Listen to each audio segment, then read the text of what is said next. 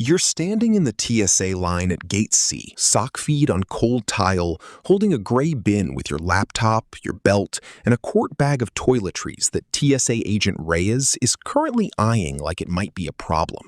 Behind you, a kid is crying about a stuffed elephant that has to go through the X-ray machine separately. In front of you, a man in a Patagonia vest is arguing quietly with his wife about whether they packed the boarding passes or left them in the rental car.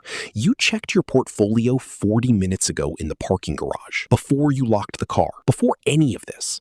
The number on the screen said $100,004,212. You are, as of this morning, technically a 100 millionaire. You are also, as of right now, holding your shoes in your hand because Reyes told you to. Nobody in this line knows that. Reyes doesn't know that. The kid with the elephant doesn't know that. The man in the Patagonia vest, who is now loudly insisting to his wife that he definitely put the boarding passes in his jacket pocket, has no idea that the guy standing 4 feet behind him just crossed a number that changes almost nothing about the next 90 seconds of his life, because the next 90 seconds of his life are about a laptop bin and a expired ID scanner that keeps beeping at the woman ahead of him. That's the part nobody explains to you about money at this size. You expect it to announce itself. You expect the world to somehow recalibrate around the number, the way it does in movies, where the private car is waiting and somebody's holding a sign with your name on it, and there's a lounge with a specific kind of quiet that only exists behind a velvet rope. What actually happens is you're standing in socks on the same tile as everyone else, and TSA doesn't have a tier for $100,004,212. TSA has a metal detector, and it does not care what your Schwab account says. How you got here. 9 years ago, you were sitting in a Denny's off I-40 outside Amarillo with your business partner, a guy named Trent you'd met at a logistics conference 2 years before that, sketching out a supply chain software idea on the back of a paper placemat because neither of you had a notebook. You were 27. Trent was 29. You'd both quit stable jobs. You were a project manager at a freight company. He was doing ops for a mid-sized distributor to build something that at the time had exactly one paying customer and a monthly burn rate that scared you both, quietly, separately, without saying so out loud to each other. The company was called Ridgeline. It routed freight for regional trucking companies that were too small to afford enterprise logistics software and too big to keep running things off spreadsheets. Boring problem. Nobody at a dinner party gets excited about freight routing software. That was, in retrospect, exactly why it worked. You weren't competing with 50 other startups chasing the same idea because nobody else wanted the idea. For the first 3 years, you paid yourself $61,000 a year, which in Austin in those years put you somewhere just above broke and just below comfortable. You drove a 2014 Corolla you'd bought used the year before you started the company. You kept driving it for the next 6 years, actually, long after you stopped needing to. The first real inflection point came in year 4, when a regional carrier out of Oklahoma with about 400 trucks signed on and told 2 competitors about you at an industry conference in Tulsa. By year 5, Ridgeline had 60 paying customers and had raised a Series A you almost turned down because you were suspicious of what growth capital does to a founder's control over decisions. Trent talked you into it. You took $8 million at a valuation that felt, at the time, both absurd and not nearly enough. By year 7, you had 340 customers, a team of 90 people, and a board that started using the word exit in meetings in a way that made your stomach tighten every time, because it always sounded like someone else's plan for your life. The acquisition closed 14 months ago. A larger logistics software company, the kind whose name you'd recognize from LinkedIn ads, bought Ridgeline for $340 million. Your stake, after dilution from 2 funding rounds, and a decent chunk that went to Trent and the early employees who'd taken below-market salaries for years to get you here, came out to just under $58 million, paid in a mix of cash and stock in the acquiring company. The stock has done well since, combined with what you'd already built in a brokerage account from your salary in the good years, plus a stake in a small commercial real estate deal Trent talked you into 2 years before the acquisition. The number this morning read $104,412. You didn't do anything special this morning to earn that last $4,212. It just happened while you were asleep, the market doing whatever the market does before 9:30 a.m.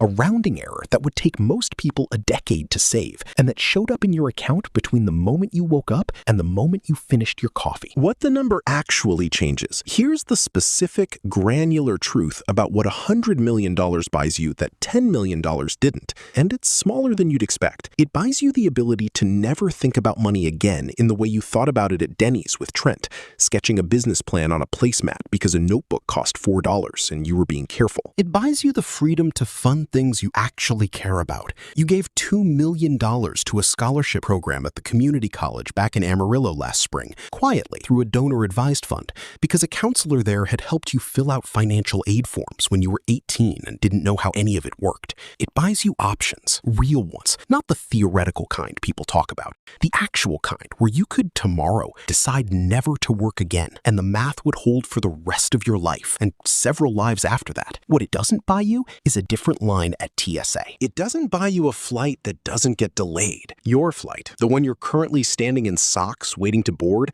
has a mechanical issue that hasn't been announced yet, but that you'll find out about in 40 minutes when the gate agent, a woman named Denise with a name tag that says she's been with the airline since 2009, gets on the intercom and says the word maintenance in a tone that means everyone should get comfortable. It doesn't buy you out of the kid with the elephant, who is now sitting cross-legged on the floor of the security checkpoint, refusing to move because the X-ray operator wants to run the elephant through a second time. It doesn't buy you a different body. You still have the lower back pain from sitting at a desk for 9 years building a company, the kind of pain that a $400 ergonomic chair fixed about 30% of, and that nothing since has touched. The stress test. 6 months after the acquisition closed, you're at your sister's house in Tulsa for Christmas, and your brother-in-law, a guy named Dale who sells commercial HVAC systems and has never once made you feel small about anything in 11 years of knowing him, pulls you aside in the garage where he keeps his tools organized with an intensity you've always found sort of moving. He tells you his company's about to lay off a third of the sales floor, him probably included, and he's been quietly panicking about it for 3 weeks and hasn't told your sister the full extent of it because he doesn't want her to worry before it's confirmed. You could fix this in the time it takes to open your banking app. $400,000 would let Dale and your sister pay off their house, their car, and have a 2-year runway while he figures out what's next. To you, right now, $400,000 is roughly 0.4% of what you have. It is not a sacrifice. It would not require you to sell anything or rearrange anything or think twice about anything. You don't offer it. Not because you're withholding it out of some principle about earned success, and not because you think Dale doesn't deserve it. You don't offer it because you've watched what happens to money handed to people mid-crisis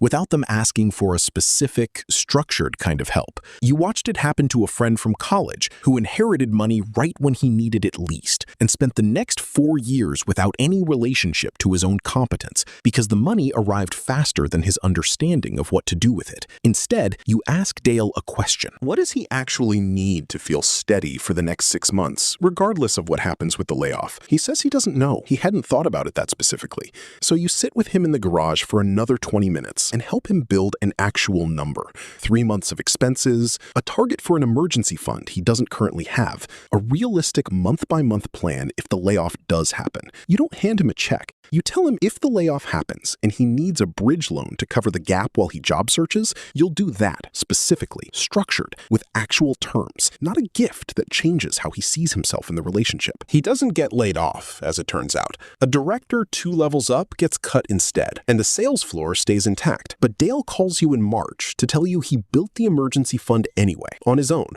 because the conversation in the garage made him realize he'd been running his whole financial life without one. That's the part about $100 million that doesn't show up on any account statement. The ability to help without erasing someone else's agency in their own life is a completely different skill than having the money to help, and nobody teaches you the first one just because you've acquired the second. Back at the gate, Denise gets on the intercom. Maintenance issue. 90-minute delay. Possibly longer. The Patagonia vest man exhales audibly and starts texting someone furiously. The kid with the elephant has mercifully been reunited with it and is now asleep against his mother's arm on the floor by gate C14 because there aren't enough seats. You are sitting on the floor too because there aren't enough seats for you either. Laptop bag is a backrest against against the wall, and you pull out your phone and open the account one more time, mostly out of habit, not because the number's going to be different in 90 minutes than it was 40 minutes ago. You think about the version of yourself in the Denny's with Trent, worried about a notebook. That version of you would not believe this scene. Not the number exactly, though that too, but this specific detail that you'd be sitting on an airport floor with $100 million next to a stranger's sleeping kid, waiting for a mechanical issue on a commercial flight because you never set up the private aviation account your wealth manager, a careful, unhurried woman named Priya Anand, has mentioned twice now in the last 4 months. You've thought about it. You could afford it many times over. A fractional jet share would run you maybe $200,000 to $300,000 a year, depending on usage, which against your number is close to nothing. But something about it has never quite clicked into place as something you want, and you've been honest with yourself about why. It's not really about the money or the convenience, even though the convenience is real. It's that flying commercial, sitting in a middle seat sometimes, standing in a TSA line in your socks, is one of the last places left in your life where you're not anyone in particular, where a delay is just a delay. Where the frustration you feel watching the departure board flip to a new time is the same frustration everyone around you feels, unfiltered by anything your net worth could buy you out of. Priya asked you once, gently, in one of your quarterly calls, why you still fly commercial when you clearly could do otherwise. You told her the truth, which surprised you a little when you heard yourself say it out loud. You're worried about what happens to you if every friction in your life disappears at once. You've watched it happen to a founder you knew from an accelerator program years back. A guy who'd built something smaller than Ridgeline, but sold early and well, and who 18 months after his exit described his own life to you at a mutual friend's wedding as feeling unmoored, a word he used twice in one conversation, standing near the bar, holding a drink he wasn't really drinking. He'd bought the jet, the boat, the fourth house. He told you with a strange flatness in his voice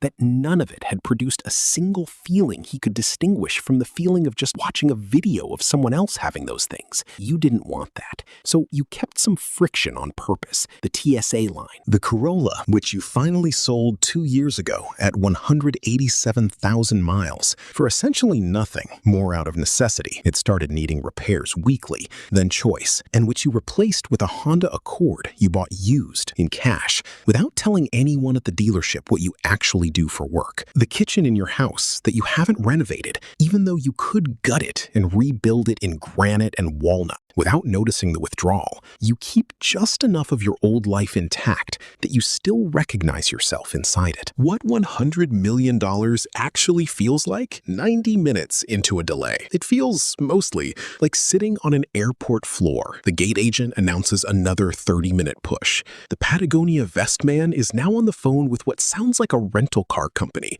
negotiating a late return fee. You watch a woman 2 gates down get emotional on a call, clearly getting bad news about something, and you feel the specific helplessness of being unable to do anything for a stranger's crisis just because you're near it. You open your banking app one more time, not because the balance matters in this moment, but because it's become a habit, the same reflexive check people do with a text message that hasn't come. $100 million, $6,890. It moved $2,678 while you were sitting here. You didn't do anything to make that happen. It's not a headline. Nobody around you would believe it if you told them, and you have no intention of telling them. Not Denise, not the Patagonia vest man, not the sleeping kid's mother, who catches your eye for a second and gives you the specific, tired half smile that strangers give each other in a delayed flight gate area. A universal expression that has nothing to do with net worth and everything to do with being human and inconvenienced at the same time as someone else. The flight eventually boards 2 hours late. You're in seat 14C, middle seat,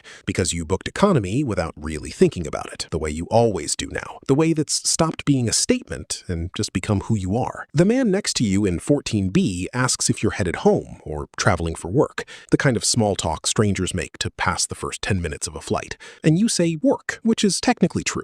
You're headed to a board meeting for a foundation you started 8 months ago, one that funds vocational scholarships in towns like the one you grew up near, the kind of towns that don't get mentioned much in the version of success everyone imagines when they picture what $100 million looks like. He He asks what you do. You tell him you're in logistics software, which used to be true, and now is sort of true in the way that answering, "I used to be a teacher," is true for someone who left teaching a decade ago, but still thinks in lesson plans. He nods, satisfied, and goes back to his book. He has no idea. He will land in 90 minutes never knowing, and you'll walk through baggage claim, past the same signs everyone walks past, and get an Uber because your car's in the shop, because it needed brakes, because you're still the kind of person who waits for the brakes to actually need replacing instead of doing it preventatively just because you can afford to. What you'd tell the guy in the Denny's booth. If you could go back and sit across from your 27-year-old self at that Denny's off I-40, watching him sketch a supply chain diagram on a paper placemat because a notebook felt like an unnecessary expense, you wouldn't tell him about the acquisition or the number or any of the specific mechanics of how it happens. You'd tell him something smaller and harder to explain, which is that the version of himself sitting there, worried about a $4 notebook, is not a version he should be in a hurry to leave behind. That the discomfort of being careful with money, of feeling the weight of every dollar, builds something in a person that doesn't transfer automatically just because the dollars stop being scarce. That the goal was never actually to stop being that person. It was to keep enough of him around on purpose that when you're sitting on an airport floor 9 years later with more money than you'll ever need, you still recognize the guy holding the placemat, still make decisions with some fraction of that same carefulness, still feel the same specific, small satisfaction of watching a number grow that has nothing to do with what it can buy and everything to do with what it represents about the years it took to build it. The flight lands. You collect your bag from baggage claim carousel 4. Next to a family arguing about whether a stroller counts as one bag or two, and you walk out into the arrivals hall the same way everyone else does, holding your own suitcase, waiting your turn at the taxi line, $100 million in change, standing exactly where everyone else is standing, going exactly as fast as the line moves. The question that's actually yours now isn't whether the number changes how the world treats you. Mostly today, it didn't. It's what you're going to do with the version of yourself that still chose to stand in that line anyway.